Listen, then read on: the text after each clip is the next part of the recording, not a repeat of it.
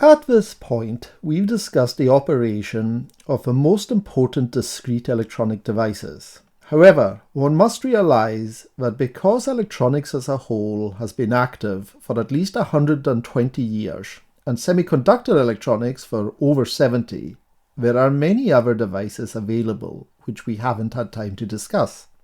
Some of these are unique devices, and others seek to combine the best parts of those we've already studied, like FETs and bipolar transistors, into hybrid devices. One example is the emitter-switched bipolar transistor, which is used particularly in power electronics. It would take literally years to study all these devices individually. For this reason, I don't intend to go through all these. You can learn about them as you need during your course of study in electronics. Neither do I intend to go through the more exotic devices at the moment, although we'll come across some of the others in later videos. Some are very specialized, and you'd only need to know about them under particular circumstances. However, there is one class of device which appears so often that it's worth a mention, although because they're mainly power devices, I won't spend much time on this theme. These are called controlled rectifiers. The most common type of these controlled rectifiers is the thyristor. Another very similar device is called the silicon controlled rectifier, or SCR.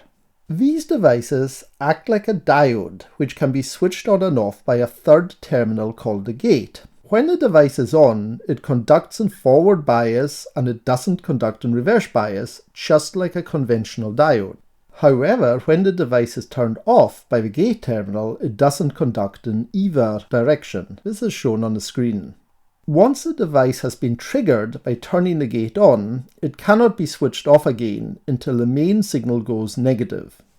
Such devices are used to control AC power supplies by controlling the on periods of their rectifiers. And this is very useful, for example, in building motor speed controllers.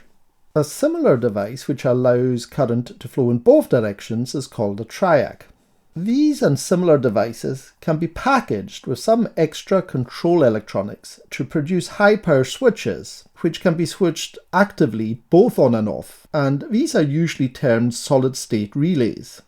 Such relays are particularly useful for controlling and switching mains equipment on and off from other circuitry. And with this, we leave discrete devices alone for a while and turn now to consider integrated circuit devices in the next few videos.